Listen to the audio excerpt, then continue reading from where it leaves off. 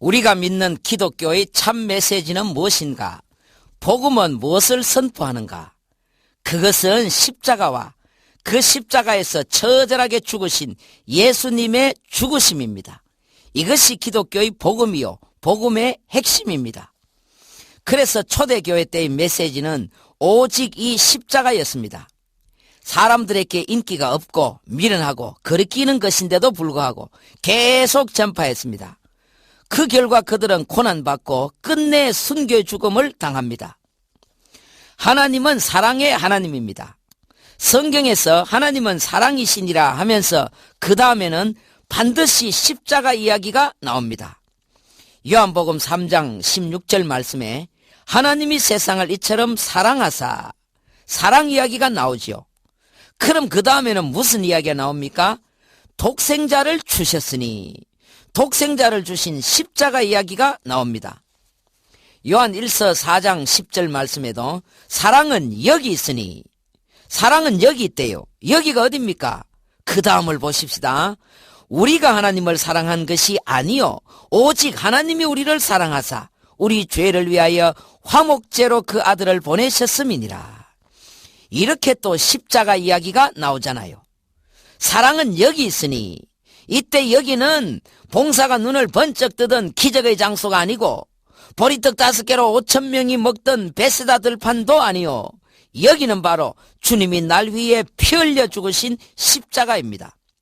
그러므로 하나님의 사랑의 높이와 깊이와 넓이와 길이는 십자가를 통해서만 경험됩니다. 그 크신 하나님의 사랑 말로 다 형용 못하네. 하나님의 사랑을 말로 다 형용을 못한대요. 무슨 하나님의 사랑입니까? 하나님의 사랑은 항상 십자가의 사랑입니다. 십자가에서 당신의 아들을 죽이시고 죄인들을 구원하신 그 사랑이 바로 하나님의 사랑입니다. 그러므로 십자가를 통하지 않고서는 하나님의 사랑의 진수를 절대로 알지 못합니다. 만약 그런 사람이 있다면 그 사람은 하나님의 사랑을 잘못 알았거나 더 큰 사랑을 경험해야 할 필요가 있는 사람입니다. 평생을 주님 앞에 헌신하며 위대한 믿음의 싸움을 싸우면서 잃어버린 영혼들을 위해서 불꽃처럼 살다 간 사람들은 모두가 이 십자가를 깊이 경험한 사람들입니다. 하나님의 사랑이 여기 있다면 성도가 또 다른 영혼들에게 줄 수 있는 사랑도 바로 이 사랑이어야 합니다. 강아지에게는 그냥 안아주고 예뻐해주고 밥 먹여주는 그런 사랑만 하면 됩니다. 그러나 천하보다 귀한 영혼을 가진 사람에게는 이런 사랑은 다 속이는 사랑입니다. 그런 사랑이 나쁘다, 그런 사랑하지 마라, 이 말이 아닙니다. 사랑에는 진수가 있고 핵심이 있다는 말입니다. 강아지에게 사랑의 진수는 밥 주는 사랑입니다. 아무리 강아지 안아주고 예뻐해줘도 밥을 안 주면은 사랑의 진수가 빠지는 것입니다. 강아지에게 주는 사랑은 여기서 끝나지만 성도가 또 다른 영혼들에게 줄 수 있는 사랑의 진수는 십자가의 사랑입니다. 사랑은 여기 있습니다. 이 사랑을 떠나서 사랑이 어쩌고 저쩌고 사랑 이야기를 한다는 것은 웅담을 떠나서 곰 얘기를 하는 것과 같습니다. 그건 다 속고 속이는 사랑입니다. 하나님이 인생들을 향하신 사랑의 진수가 여기 있는데 우리가 그 사랑을 떠나서 무슨 사랑 이야기를 할 수가 있겠습니까? 우리는 항상 영혼을 볼 줄 알아야 하고 그 영혼들에게 이 십자가 이야기, 지금부터 2000년 전에 낡고 쾌쾌먹은 갈보리 언덕의 이야기, 도무지 듣기 싫어하는 그 얘기를 들려줘야 됩니다. 아름다운 이야기가 있네, 구세주의 사랑 이야기, 영광스런 천국 떠난 사람, 나와 같은 죄인 구하려. 이 아름다운 사랑 이야기를 들려줘야 됩니다. 만약에 그 사람이 우리가 전해준 이 사랑 이야기를 듣고 하나님 품으로 돌아와서 하나님의 자녀가 되었다면 평생에 얼마나 그 사람을 기억하겠습니까? 아, 정말 그 사람이 나를 사랑했었구나.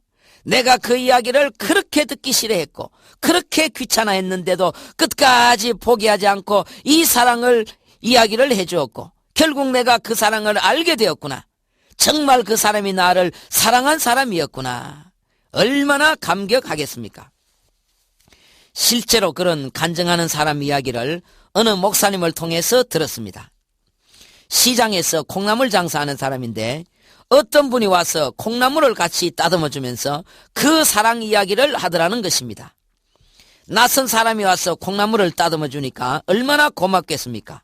아, 예, 그렇습니까? 아, 예, 그렇습니까? 콩나물 따듬어 주는 것이 고마워서 체면상 한두 번 얘기 들어준 것이 계기가 되어서 같이 교회 다니게 되었고 한 구역에서 같이 신앙생활하게 된 것입니다. 그러던 중 어느 날 구역 예배 때에 그분이 간증을 하더래요. 내가 콩나물 장사에서 수지 맞았다. 그래서 저 권사님을 만나게 되었고 자기가 예수 믿고 구원받았다는 것입니다. 그렇습니다. 정말 그 사람이 구원의 감격을 누리면 누릴수록 나에게 이 사랑 이야기를 들려준 그 사람이 생각할수록 그렇게 고마운 것입니다. 제가 우리 어머니를 늘 그리워하는 이유도 바로 그것입니다. 제가 이 구원의 감격을 누릴 때마다 나에게 신앙 하나 제대로 물려주신 어머니가 그렇게도 고맙고 그립습니다. 우리 어머니 돌아가신 지 벌써 20년이 지났습니다만 아직도 그렇게도 그립습니다. 아, 나는 어머니를 너무 잘 만났구나. 그렇게 신앙 좋은 어머니, 기도 많이 하시던 어머니, 특히 막내인 절 위해서는 정말 생명 걸고 기도하시는 그 어머니를 나는 정말 잘 만났구나. 이 생각밖에 없습니다. 우리 사모가 한 번씩 그래요. 설교 시간에 옛날에 돌아가신 엄마 소리 좀 그만해라. 그것도 한두 번이지. 그래요. 아닙니다. 이것은 제 어머니 얘기가 아닙니다. 나에게 신앙을 물려주신 이 땅의 한 여인이 너무 그립고 고마워서 제가 구원의 감격을 누릴 때마다 그 여인이 떠오르는 것을 어떡합니까? 그때 일은 지나고 나의 눈에 환하오 어머님의 말씀 기억하면서 나도 시시때때로 성경 말씀 읽으며 주의 뜻을 따라 살려 합니다. 사랑하는 극동방송 여러분, 사랑은 여기 있습니다. 이 사랑 이야기가 진짜 사랑 이야기입니다.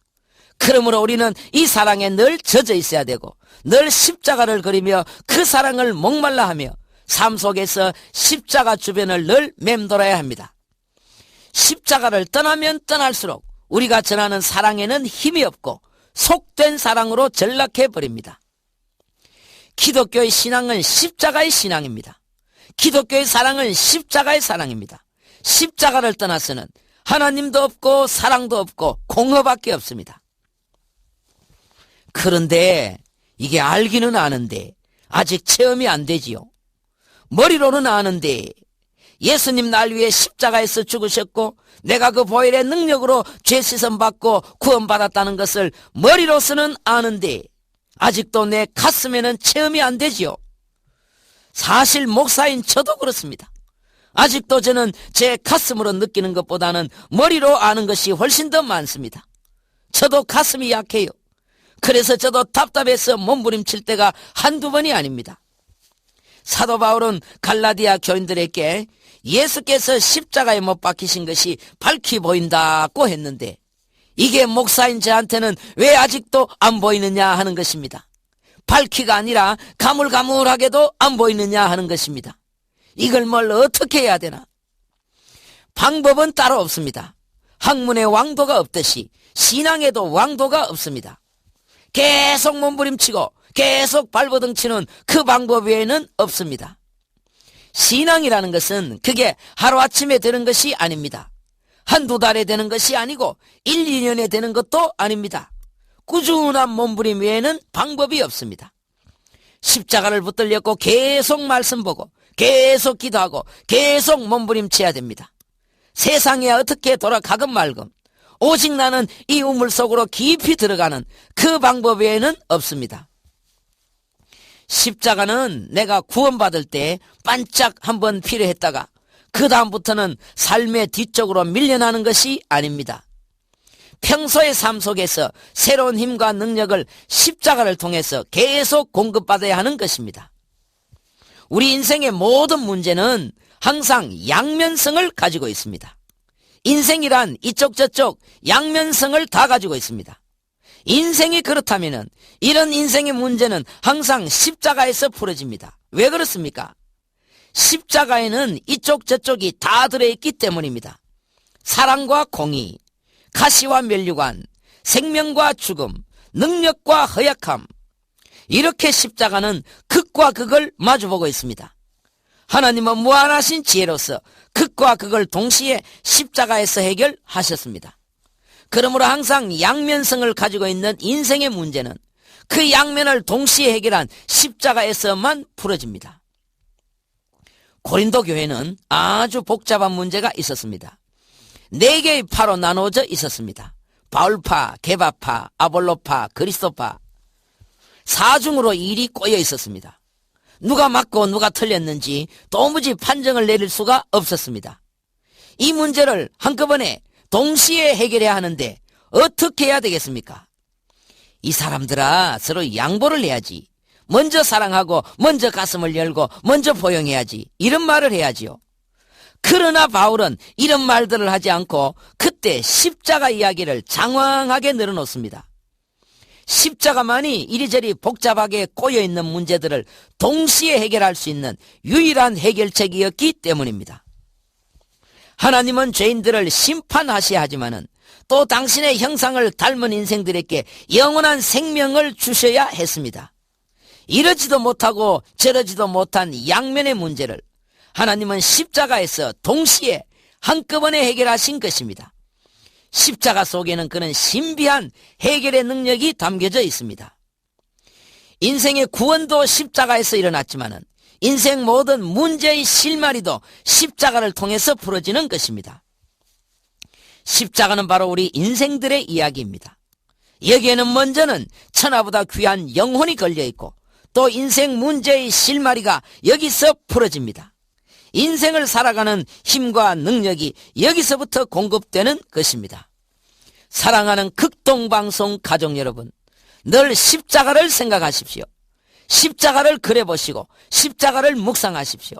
거기서 무슨 일이 일어났는가 자꾸 연구도 해보시고 각본도 만들어보시고 많은 시간을 투자해 보십시오. 그러려면 이것은 시간을 내야 하고 마음을 그곳에 집중시켜야 됩니다.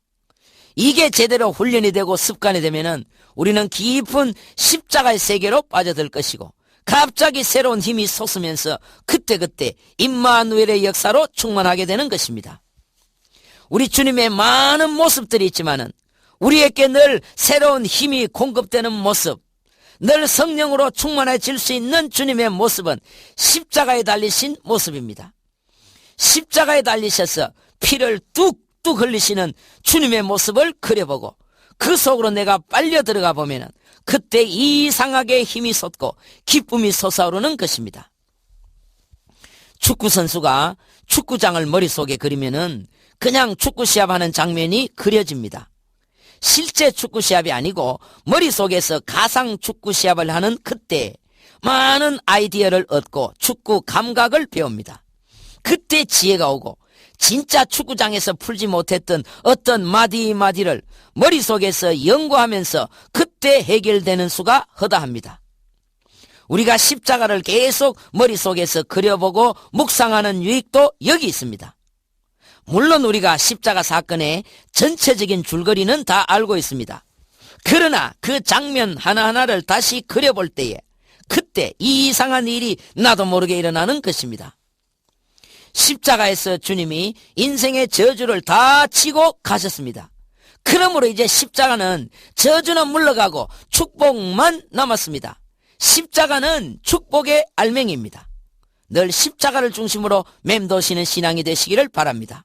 은혜로운 날 되십시오.